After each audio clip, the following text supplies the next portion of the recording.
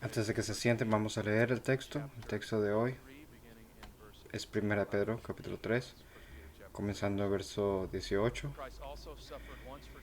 Dice, porque también Cristo murió por los pecados una sola vez, el justo por los injustos, para llevarnos a Dios, muerto en la carne, pero vivificado en el Espíritu, en el cual también fue y predicó a los espíritus encarcelados, quienes en otro tiempo fueron desobedientes cuando la paciencia de Dios esperaba en los días de Noé, durante la construcción del arca, en la cual unos pocos, es decir, 8 personas, fueron salvadas por medio del agua.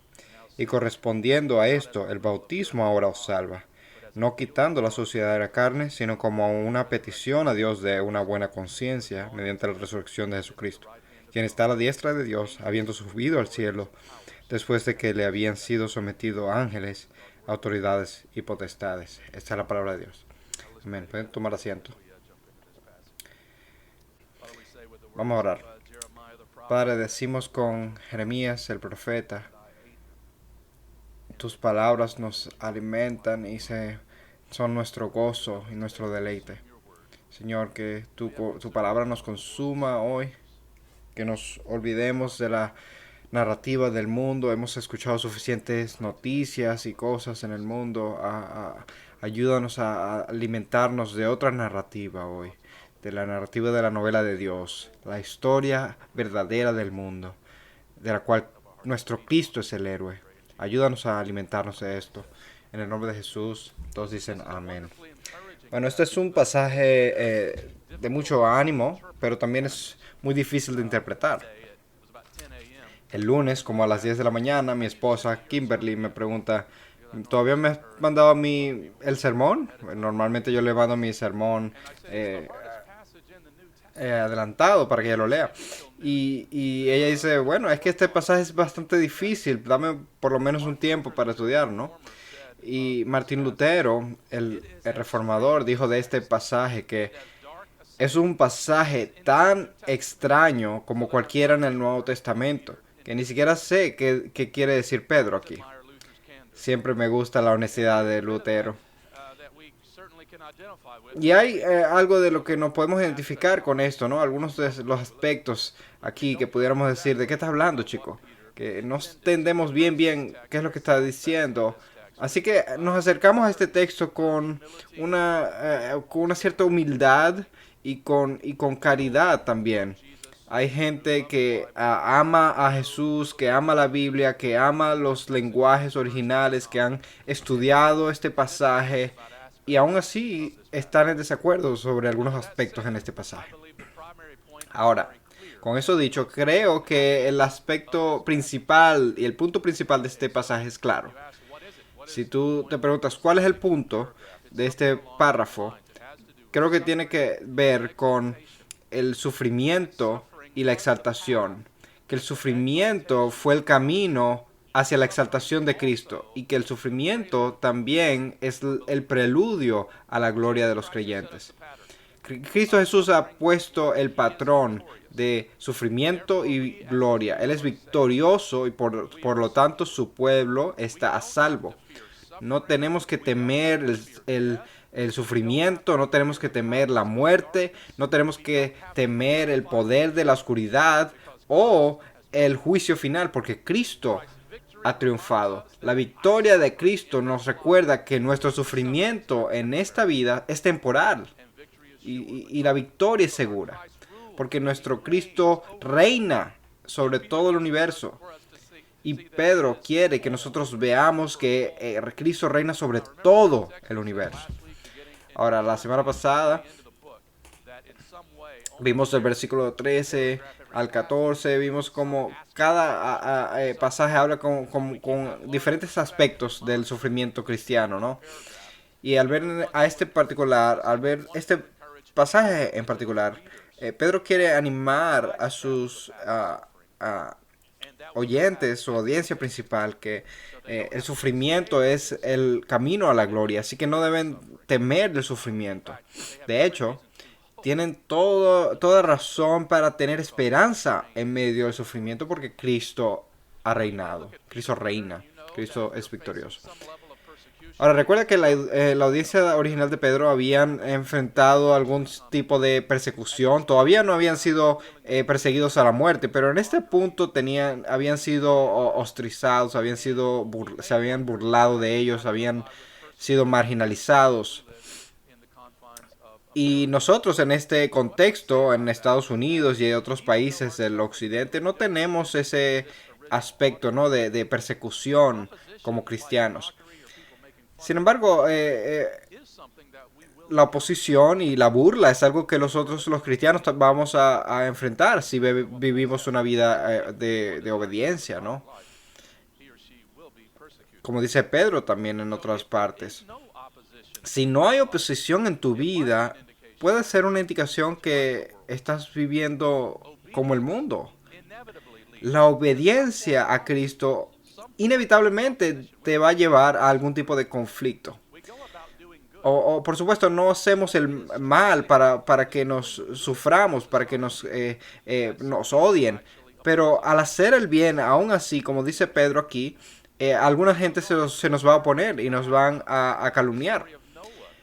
Y Pedro usa aquí la historia de Noé para ilustrar que así como Cristo sufrió y fue exaltado, así también nosotros somos como Noé.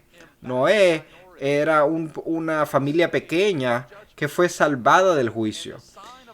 Y una señal de que vamos a ser salvos del juicio es el bautismo, asumiendo que el bautismo fue hecho con el corazón correcto, ¿no?, de la manera correcta. Entonces tiene esta idea de sufrimiento y de exaltación no solamente en el patrón de Cristo, sino en el patrón de Noé también. Vemos aquí un tipo de Cristo en la historia de Noé. Ahora, quiero darles 4 puntos principales al tratar de interpretar este pasaje. Número 1, el amor de Cristo. Eso es verso 18. Número 2, el anuncio de la victoria, versos 19 y 20. Número 3, la analogía de la salvación. Eso es la parte de Noé y el bautismo. Y número 4, la última parte, la ascensión de Cristo. Entonces, si llevas las notas, amor, anuncio, analogía y ascensión. Primero, amor. Aquí tenemos una pequeña parte del evangelio, ¿no? El verso 18 es muy fácil. Después de esto se va a poner un poco más difícil, pero aquí podemos pasar toda la mañana, ¿no?, hablando del amor de Cristo. Como lo dice, porque también Cristo murió por los pecados. Aquí vemos que la muerte de Cristo fue brutal y fue sufrimiento. Y entonces Pedro está atando el sufrimiento del cristiano al sufrimiento de Cristo mismo. Está hablando va a hablar acerca de este sufrimiento. En última instancia nos lleva a Dios.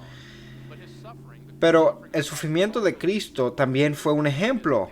Es un patrón, es algo que debemos imitar. Dice, tu sufrimiento, tus padecimientos en este mundo, no estás solo. Cristo también sufrió al punto de muerte. Tú sufres en sufrimiento, en los sufrimientos de Cristo ahora. Tú participas con sus sufrimientos y más tarde vas a participar en su victoria. Cristo sufrió de verdad. Él es el siervo sufriente del cual Pedro ya habló en capítulo 2 y él es el cordero inmolado del cual habla en capítulo 1. Entonces aquí vemos que Cristo muere y sufre, padece, y su sufrimiento y su muerte es una muerte injusta. Recordándoles que ellos, aunque estén haciendo bien, están sufriendo, ¿no?, de manera injusta. Cristo sufrió de manera injusta. Aquí Pedro le está ayudando al cristiano a soportar la carga del sufrimiento injusto. Pero hay más que simplemente un ejemplo en la muerte y el sufrimiento de Cristo. Hay también expiación. Hay amor. Y aquí Pedro le está diciendo, tú puedes sufrir como Cristo, pero no vas a sufrir exactamente como Cristo. Dice, Cristo murió por los pecados una sola vez. Esto habla de la expiación perfecta de Cristo. Esto está en contraste con todos los pasajes del Antiguo Testamento que tenían que ser repetidos a menudo, a diario. Estos sacrificios Este sacrificio de Cristo es único. Su sufrimiento y su muerte es sustitutivo. Él sufrió por los pecados. Esto nos recuerda el libro de Levítico, por ejemplo. Isaías 53 dice, Él fue herido por nuestras transgresiones, molido por nuestras iniquidades. El castigo por nuestra paz cayó sobre Él y por sus heridas hemos sido sanados. Esta es la doctrina de la muerte sustitutiva, la muerte de uno por, eh, eh, por la muerte de otro, en lugar de otro. Romanos 8:3 dice, pues lo que la ley no pudo hacer, ya que era débil por causa de la carne, Dios lo hizo, enviando a su propio Hijo en semejanza de carne de pecado, y como ofrenda por el pecado, condenó al pecado en la carne. También leemos en Hebreos 10:11, ciertamente todo sacerdote está de pie día tras día ministrando y ofreciendo muchas veces los mismos sacrificios, pero Cristo, habiendo sido ofrecido un solo sacrificio por los pecados para siempre. Esto también refleja la idea del sacrificio siendo perfecto y sin mancha. Pedro ha hablado también de el cordero sin mancha, ¿no? Y una de las maneras como la iglesia primitiva habló de Cristo era acerca del justo. Sabemos quién es el justo, es Cristo. Cristo es el justo. Eso habla de la necesidad de expiación que tiene la humanidad, ¿no? Nosotros podemos ser hechos justos, pero no en nuestras propias obras, sino en las obras de Cristo. Solamente los justos van al cielo. ¿Y sabes cuál es el problema? Ninguno de nosotros somos justos. Necesitamos la justicia de alguien más. Y el Evangelio dice, la justicia de Cristo es achacada a ti, es entregada a ti. Esto es lo que dice 2 Corintios, al que no conoció pecado, lo hizo pecado por nosotros, para que fuéramos hechos justicia de Dios en él. Cristiano, deleítate en esto. Cristo es tu justicia. Tu identidad hoy no está en cómo luces, no está en tus en la manera como has fallado, no está en tu dinero, no está en tu poder. Tu identidad está en Cristo. Cristo murió en tu lugar, en vez de tú morir. Y tú has recibido ahora una posición perfecta en Cristo. Tú estás bien con Dios ahora, en paz. Entonces, si estás escuchando esto, escucha el Evangelio que es proclamado. No es acerca de lo que tú puedes hacer por Dios. Mira a Cristo y sé salvo. Pon tus cargas sobre Él. Deleítate en Él. Pon todas tus obras a sus pies. Tú necesitas estar en Él. Esta muerte también tiene propósito. Nota que Él muere, dice, por los pecados una sola vez, el justo por los injustos, para llevarnos a Dios. La muerte de Cristo nos trajo a Dios. Nos llevó a Dios. Vemos este ejemplo en pasajes en el Antiguo Testamento, por ejemplo, llevando a un animal al sacrificio o al llevar a una persona a ser ordenada. Y fuera de la Biblia vemos que esta palabra se usa cuando llevan a alguien delante del rey. Cristo te ha dado una audiencia con el Rey del Reyes. Te ha dado acceso a Dios, a la presencia de Dios. Él nos ha llevado a Dios. Mi amigo Philip lo llamé hace unas semanas y me dijo, Philip, si nos vamos a París, ¿tú nos podrías llevar a Ginebra, en Suiza? Y, bueno, sí, claro, yo los llevo a Ginebra. Bueno, Cristo nos lleva a Dios. Es como el conductor del taxi, ¿no? Que nos lleva a un lugar. Cristo nos lleva a la presencia de Dios. Por lo tanto, tenemos confianza delante de la presencia de Dios. Tenemos acceso a Dios. Él ha hecho... me emocioné. Él ha hecho una expiación perfecta. Por tanto, tenemos acceso a Dios. Entonces, en el medio del sufrimiento, eso es buenas noticias. lo que sea que haga esta pandemia, lo que sea que haga la persecución, eso no nos separa del acceso que tenemos a Dios, porque la muerte de Cristo nos ha llevado a la presencia de Dios. Ahora, Pedro añade aquí que la muerte no fue el final de Cristo. Nota aquí que él fue, dice, muerto en la carne, pero vivificado en el Espíritu. Ahora, quiero guardar esta parte aquí de vivificado en el Espíritu para el próximo punto, pero nota aquí que Pedro está notando el tiempo y la hora de la muerte. Su muerte no fue el final, no fue el final de Cristo. También la muerte no es el final del cristiano. Estar ausente del cuerpo es estar presente con el Señor.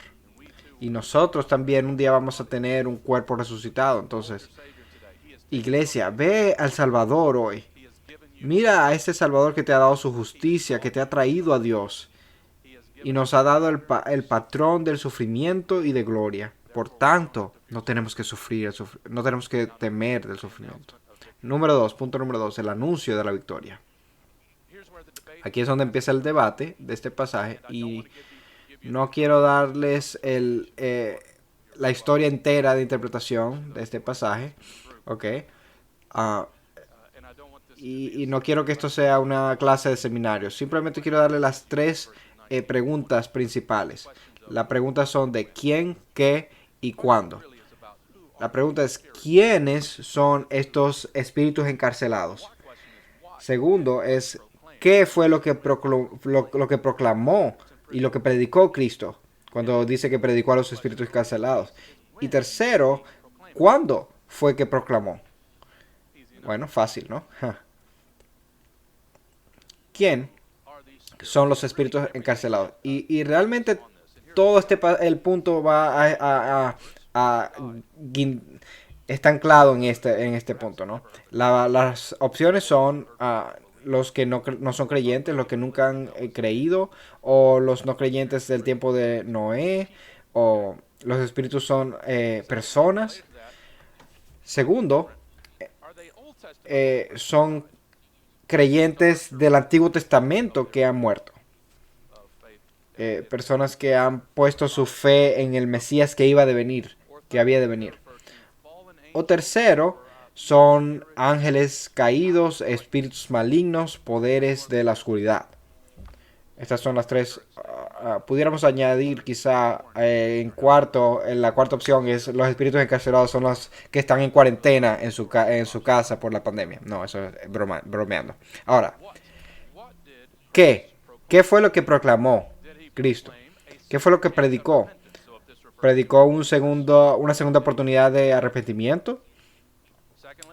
Segundo, si le predicó a los creyentes del Antiguo Testamento, su predicación quizá fue algo como el cumplimiento de las promesas de Dios, ¿no? Algo que los libera.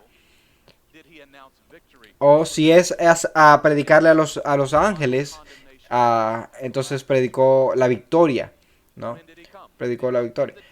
¿Cuándo? ¿Cuándo predicó? Predicó en los días de Noé. De alguna manera el Cristo preencarnado predicó a través de los días de Noé. ¿O fue más bien algo como entre su muerte y su resurrección al anunciar la victoria a los espíritus? ¿O le anunció esta victoria después de su resurrección a los espíritus? Ahora, en mi opinión, hay muchos eruditos del Nuevo Testamento que pueden hacer varios argumentos buenos por estos diferentes puntos. Creo que algo es claro, en particular acerca de cuándo. Voy a decir algo con un poco de humildad, ¿no? Pero creo que los espíritus encarcelados aquí son espíritus malvados, los ángeles caídos. Okay. ¿Por qué? Porque en Génesis 6, por ejemplo, estos espíritus, si tú no has leído esta historia en mucho tiempo, léela. No se la leas a tus niños en la noche, pero léela. Estos ángeles tuvieron relaciones sexuales con mujeres y esto tiene un impacto radical en la humanidad. Dice que esto aceleró la maldad en el mundo. Entonces la idea que Cristo está proclamando la victoria, está predicando la victoria a estos espíritus que están atados por el Señor y están esperando el juicio final. Como dijo alguien, ¿no? Cristo proclamó la victoria cósmica a los seres más malvados de la historia judía. Ahora, Tom Schreiner, un erudito del Nuevo Testamento, llama esto la opinión mayoritaria, o sea, esta opinión de que los espíritus no son gente, sino son ángeles malvados que han caído. Estos espíritus, normalmente la Biblia no habla acerca de personas. Los espíritus, normalmente la Biblia son algún tipo de ser espiritual. Y la palabra aquí de prisión es una palabra importante, porque esta palabra se usa normalmente de ángeles y de demonios. Vaya por ejemplo a 2 de Pedro, capítulo 2.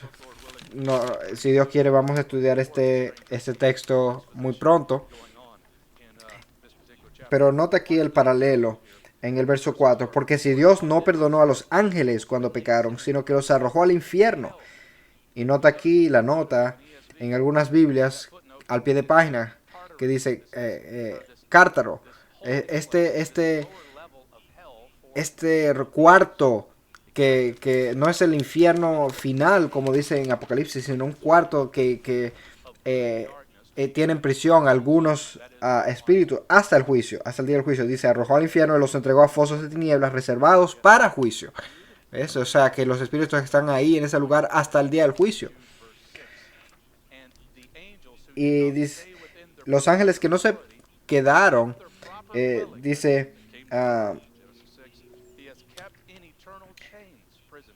si no perdonó al mundo antiguo, sino que guardó a Noé, un predicador de justicia, con otros 7 cuando trajo el diluvio sobre el mundo de los impíos. Creo que estos espíritus encarcelados aquí son espíritus malvados que están siendo en prisión hasta el juicio final. Entonces, ¿cuál es el punto aquí de Pedro? ¿Por qué Pedro está hablando de esto? El punto es que no tienes que temer a los poderes malignos, los espíritus malignos. Cristo ha sido victorioso. No solamente nos ha traído a Dios y nos ha perdonado, ha pagado por nuestros pecados. Él reina sobre los poderes de la maldad. Entonces,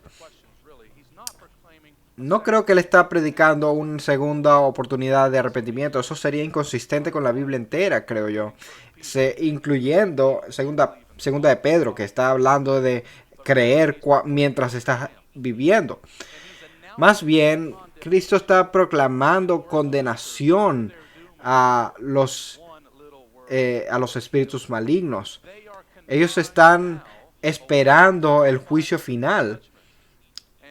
Y Cristo le está anunciando su señorío, su triunfo, su victoria que Él ganó en el Calvario.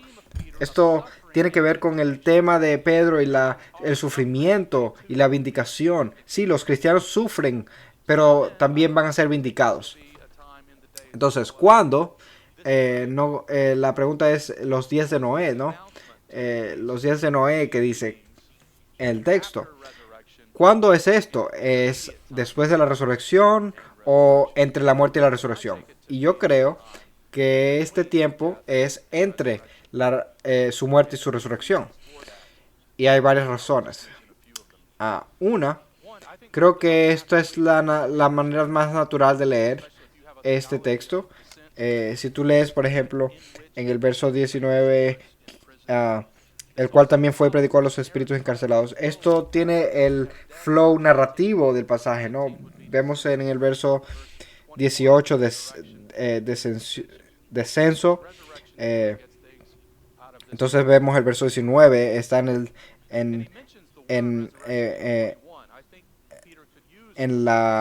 con los muertos, ¿no? En el lugar de los espíritus encarcelados, ¿no?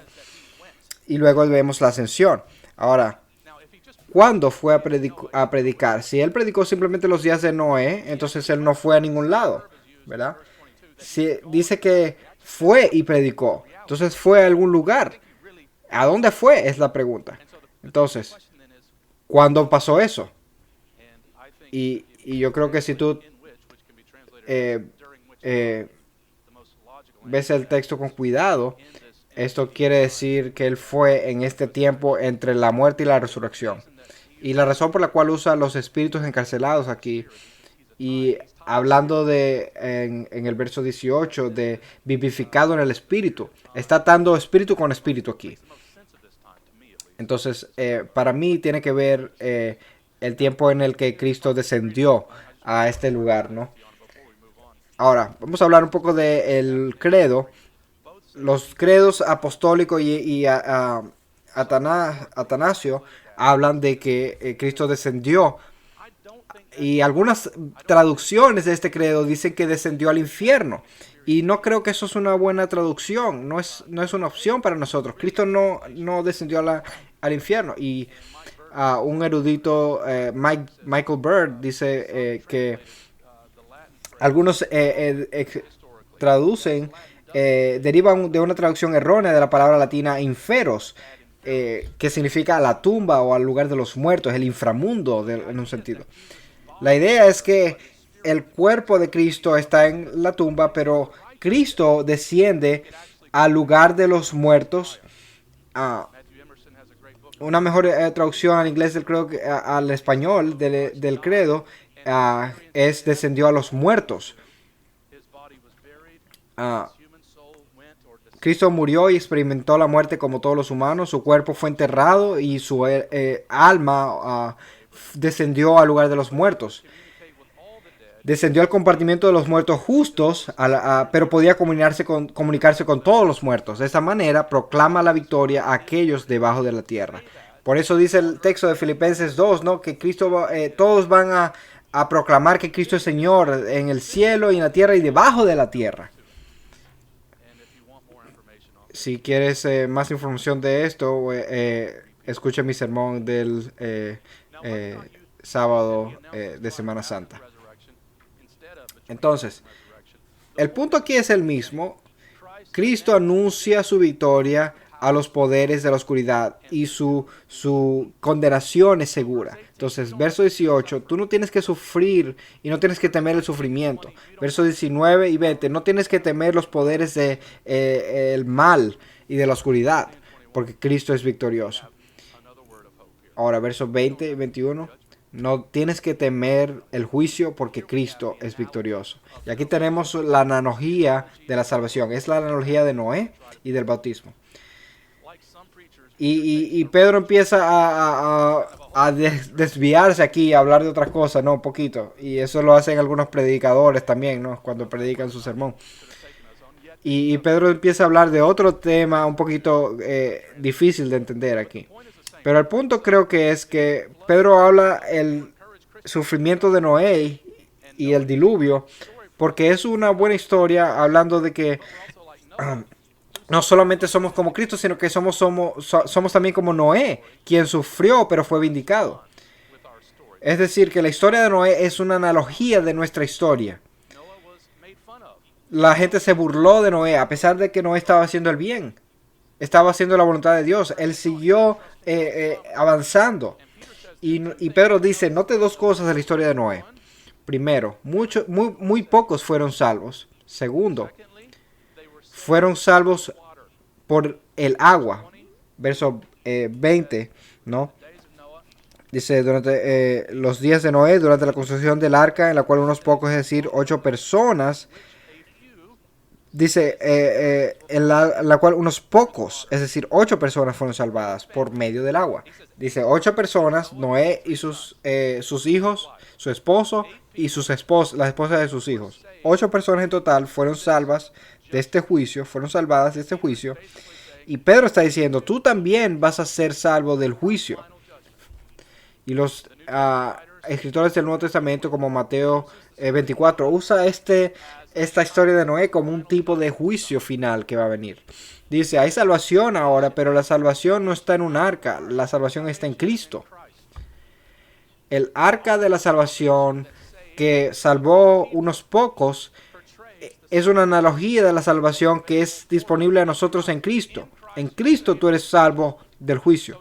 En otras palabras, Noé le estaba diciendo a todo el mundo, móntese en el barco. Y nosotros le estamos diciendo, móntese en Cristo. Si tú estás en Cristo, vas a evitar el juicio. Y hay una señal de la salvación que llamamos bautismo. Bautismo que corresponde a esto, ahora te salva. Dice, correspondiendo a esto, el bautismo ahora os salva, no quitando la suciedad de la carne, sino como una petición a Dios de una buena conciencia. Esto es un pasaje interesante, ¿no? Todos estamos de acuerdo que hubo un poco de agua durante el tiempo de Noé, ¿no? Bueno, esto es como una inmersión, una mega inmersión. Todo el mundo estaba inmerso. Y toda la familia de Noé fue salva del agua, ¿no? Y encontraron gracia delante de los ojos de Dios. El bautismo es un símbolo de la muerte y de la vida. Es una imagen del ser rescatado. Tú llevas a la gente debajo del agua como una imagen de la muerte, pero no los dejamos ahí. Los traemos de nuevo a la vida, los sacamos del agua. Y dice, ustedes también que están unidos a Cristo en su muerte y en su resurrección, han pasado por la muerte y han pasado a salvo a la salvación. Pero dice, el bautismo os salva, eso suena difícil, ¿no? Pero después lo clarifica, dice, no quitando la suciedad de la carne. No es un rito mágico, como si físicamente pudiéramos meter a la gente en el agua y salvarlos. No, dice, es haciéndolo de un corazón correcto, ¿no? Dice, cuando uno es bautizado, pidiéndole a Dios una buena conciencia. Esto es, o sea, pidiéndole a Cristo que te salve. Tienes una buena conciencia. Al tú poner tu fe en Cristo, quien fue resucitado de los muertos, eso es una señal de seguridad. Me gusta algunas traducciones que dicen que en vez de una petición es hacer, como decir, meterte en un equipo, ¿no? Es decir, tú te estás haciendo parte de este equipo de Cristo cuando te bautizas. Eso anuncia tu fe en Cristo. O sea que quizá tú necesitas ser bautizado. A lo mejor no te has bautizado y debes hablar con otras personas acerca del bautismo. El Nuevo Testamento aclara que el bautismo no te salva, pero es importante. Es una señal que ha sido apartado, así como la familia de Noé también fue apartada del mundo. Este bautizo te aparta del mundo al tú poner tu fe en Jesucristo, quien ha sido resucitado. Entonces, cristiano, si tú no has sido bautizado, si has sido bautizado, recuerda tu bautismo como una señal de seguridad, que tú también vas a tener un cuerpo resucitado, que aunque tú estés sufriendo ahora, la gloria va a venir. Entonces, verso 18, no tienes que temer el sufrimiento. Verso 19, 20, no tienes que temer a los demonios. Verso 20, 21, no tienes que temer el juicio por causa de Cristo. Y finalmente, no debes temer nada por Cristo, porque la ascensión, verso 22, dice, quien está a la diestra de Dios, hablando de Cristo. Ahora, a pesar de que Cristo fue a otro lugar, ahora Cristo está a la diestra de Dios. Y habiendo subido al cielo después de que le habían sido sometidos ángeles, autoridades y potestades. Eso usualmente se habla hablando de demonios, que Él reina sobre todo el mal, sobre toda la oscuridad. Dice, le habían sometido ángeles a él. Eso fue probablemente lo que predicó, que él reina sobre ellos. Entonces nota aquí el flow del texto, ¿no? De la muerte la descensión, al descenso, a la ascensión y a la exaltación. Y cristiano, amigo, tú estás unido a él. Tú estás unido a él y tú también. A pesar de que sufras, a pesar de que mueras, tú también vas a ser victorioso, porque Cristo es Señor. Por lo tanto, no tenemos nada que temer. Vamos a pasar a salvo por medio de todo. Vamos a reinar con Él. Vamos a sufrir ahora. La gloria viene después. Tenemos toda razón para tener esperanza. ¿Recuerda el verso 13? Cuando dice, ¿quién nos hará daño? ¿Quién nos podrá hacer daño? ¿Con cuánta más confianza podemos decir después de este texto que hemos leído? Nadie. No tememos el sufrimiento por Cristo. No tememos la muerte y los demonios. No tememos el juicio final. No tememos a nada. Porque Cristo es victorioso. Tenemos mucha esperanza, muchas razones para tener esperanza. Gracias a Dios por su palabra. Vamos a orar. Padre, te damos las gracias por la esperanza que tu palabra nos da. Y oramos que tú nos ayudes a tener mucha esperanza, a no temer, Señor, en esta vida, a no temer, Señor, a no cansarnos en medio del sufrimiento, en medio de la culpa y la burla. Señor, ayúdanos a vivir en esta realidad, en las buenas nuevas gloriosas de nuestro siervo sufriente y nuestro Señor vindicado y victorioso, Jesucristo. Ayúdanos a vivir esa narrativa. Oramos en el nombre de Jesús y todos dicen amén. Amén.